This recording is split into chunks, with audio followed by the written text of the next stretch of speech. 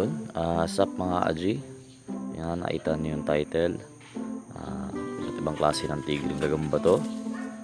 Yan sila, mga Aji. Ito mga alaga natin to. Selection na naman to ng mga good size sa may OS din. Iba't ibang klase ng tigre to. Yan, napapansin nyo. Itong itimin na yan, maganda-ganda yan.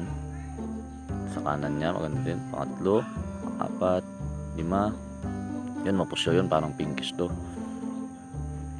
6, 7. Yung 8, medyo itimin.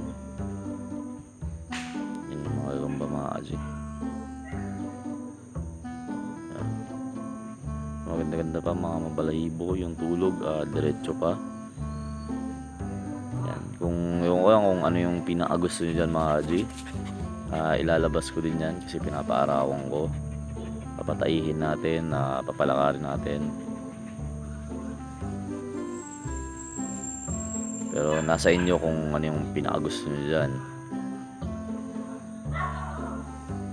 Yan, subukan natin maglabas mga Aji. Yan, pabaliktad naman.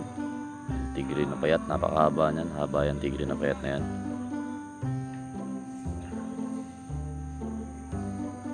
Yan, nasa inyo mga Aji kung saan yung trip nyong gagamba dyan.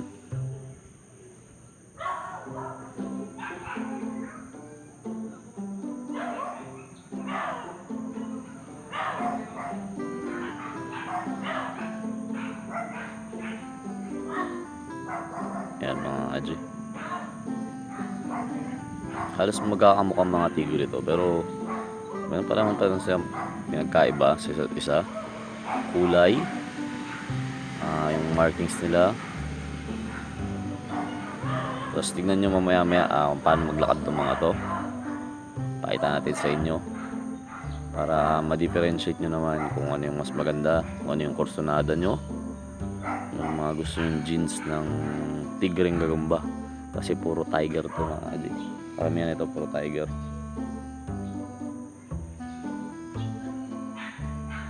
Ang kinaganda lang naman sa Orb Weaver mga Aji, kung ipipet nyo siya, bukod sa madali siyang alagaan, pwede nyo siyang hawak-hawakan palagi. Huwag nyo lang kukumusin mga Aji, yung baga sa mga bata, yung kamay, yung isasara-sara nyo lagi na gano'n, tapos hawakan yung gagamba sa loob. Yun yung iwasan nyo kasi yung balahibo ng gagamba, pag natanggal yung balahibo nila, parang yan din yung sinyalis na tumatanda na sila, ganun. Mahirapan makarecover yung gagamba. Tapos pag inalagaan nyo talaga yung gagamba, tutok nyo, every other day nyo pakainin nyo man ng kung ano siguro, hipon, ganun, insekto na maliliit, yung ipis na maliliit mga Aji, pinapakain ni sa tarantula, pwede yun pakain sa gagamba, lagyan nyo lang sa lalagyan nila. Pwede nyo gawin ganun, pakainin nyo sila every other day. Tapos dapat mas malaki unti yung lalagyan ng gagamba kasi nagmumolt po sila, nagmumolt din yung mga gagamba, nagpapalit din sila ng balat. Once nagpalit kasi sila, kailangan nila ng medyo malalim na lalagyan, saka medyo malapat-lapad kasi bibitin yun sila ng patiwari mga Aji. Bibitin sila para yung kamay nila ma-stretch din nila, hindi mag-bad molt yung gagamba nyo. Ito maganda-ganda ito mga Aji. Yan yung lagkit nun. Tapos ganyan naman siya. Tapos yung isa pang advantage ng gagamba pag nagalaga kayo,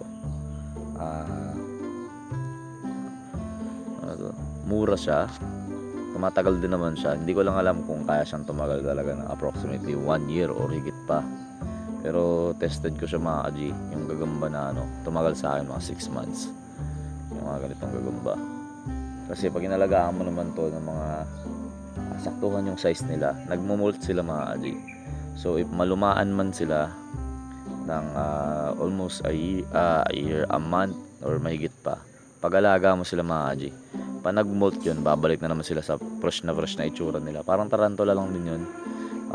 Dating sila sa stage na parang bulok na sila, naluluma yung gagamba, and then biglang magmumolt, babalik lahat yung balahibo nila, gaganda ulit yung kulay nila, titingkad. Yun, mga ganung bagay. And yung isa pang ano ng gagamba mga G, is pwede nyo talaga siyang pang laro-laro din kung gusto nyo. May mga ibang kabataan. Yung hinahabol kasi dito mga G, yung nagkakantsaw-kantsawang kayo. Minsan ganun. Ganun talaga yun sa mga bata. Minsan nyo kayo mga nag-iisip na nauubos yung mga gagamba, kakain ng lamok, ganito, ganyan. Seasonal po yung gagamba, which is pag pinutol na po yung mga tubuhan, pag inharvest na yung palayan, dinaanan na ng traktora, yung mga maisan, halos 80% ng gagamba nawawala mga G. Sa lugar nyo sa lugar nyo, ganun yung ano nun. Kasi sa palayan, maisan, sa tubuhan talaga, ang daming gagamba dyan, napakadami. Pero pa sa mga bundok na hindi talaga nagagalaw yun yung mararaming gagamba. Maisan talaga, palayan, sayang mga yan. Yung mga matataas-taas, hindi na damo, tapos hindi nagagalaw, hindi na i-sprayan. Kaya yun, masabi ko seasonal yung gagamba. Kasi yung mga gagambang nakikita nyo, pinaparating ng mga tao or binibenta ng mga iba't ibang tao dyan. Karamihan ng mga yan, lalo pa yung mga Tagalog na gagamba, kasi galing yan sa palayan, maisan, tubuhan, mga ganun talaga yung mga G. Hindi yun basta-basta lahat lang yun galing sa bundok or lahat lang yun galing lang sa isang area, isang baryo na alam mo yun, iilawan ng tao, ganun. Hindi ganun yun mga G. Kaya wag po kayong mabahala kasi yung gagamba din mga G, once lumaki yan siya, kahit lumaki lang yan siya na mga siguro isang buwan pa lang, hindi na makakahuli ng lamok yun mga G, gawa ng napakalaki na nung sapot niya, ang laki ng butas, kaya hindi na makakaano ng lamok yun. Sa madalang na maano ng gagamba, lalo nang malaki na yung mga lamok. Yung maliliit mga G, pwede pa siguro kasi yung web nun dikit na dikit. Ano bang trivia natin dyan? Tapos yun nga, yung katulad ng sabi ko sa Facebook mga G, 50 na good size selection, t-shirt, sticker, pitak, yun ang pamasko ko sa inyo, which is yun nga, marami na nag-comment sa Facebook, which is binasa naman natin yung iba. Natutuwa ako mga G kasi yung enthusiast ng mga tao, yung enthusiast nyo is bumabalik, which is pasensyahan nyo ako kasi 5 lang yung kaya ko talagang bigyan. Kaya kung ano man yung magawa ko, sana mag-enjoy kayo. And ito mga G, tingnan mo na natin yung mga gagamba. Yan yung lakad ng gagamba mga G, malakas yung gagamba, mabilis, malakas. So sana mga ganyang gagamba, sana lalaro din ng maayos kasi paminsan pag ano talaga hindi kinakaya din. Yung tapang talaga ng gagamba kailangan ibigay nyo, testingin nyo siya, pointingan nyo kahit baba, patikamin nyo ng gagamba, pakagatin nyo, mga ganong bagay. Laban nyo sa mga gagambang walang pangil, mas maganda mas malaki sa kanila, mga ganon, para yung gagamba masanay talaga, hindi siya atras mga G. Ano pa ba?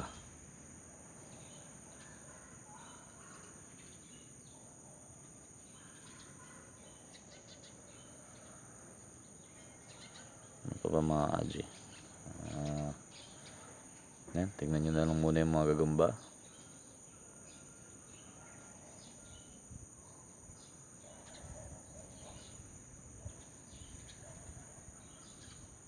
Tapos yun pala, sabihin ko lang, yung mga naghahanap sa akin ng gagamba, yung gustong bumili, pag wala pa talagang gagamba mga G, wala akong gagamba, wala akong pambenta kasi kinokontrol ko mag-stock ng gagamba, saka hindi ko masyado siyang maharap.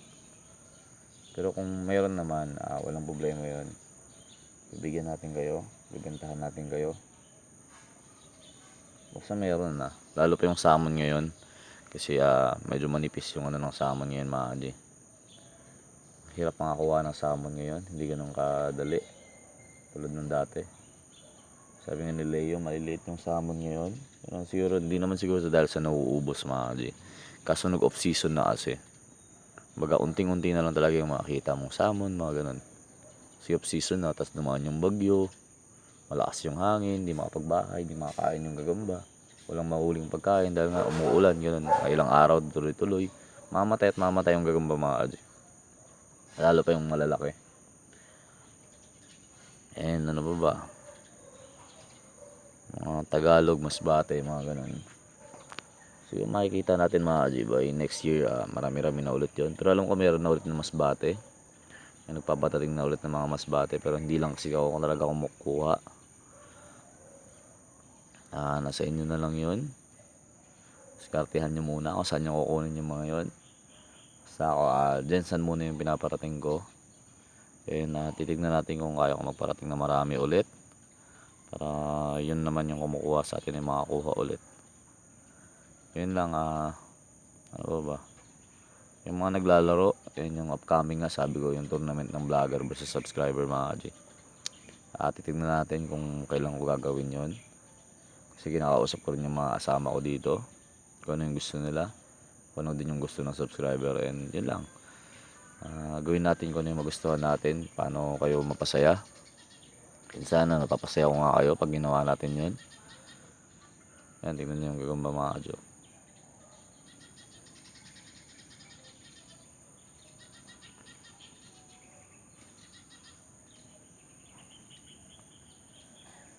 Yan, hindi ko alam kung ano yung gusto nyo talaga dyan. Nagtabi pa nga.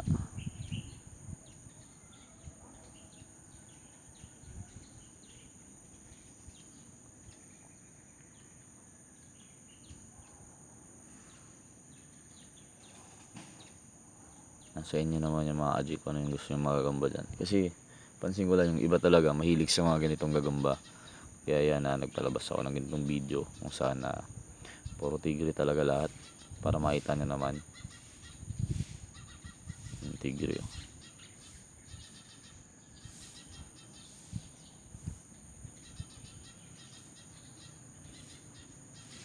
Tapos titignan natin mga Aji kung ano pa yung mga pwede nating makuha. And natin kung ano pa yung pwede nating magawa.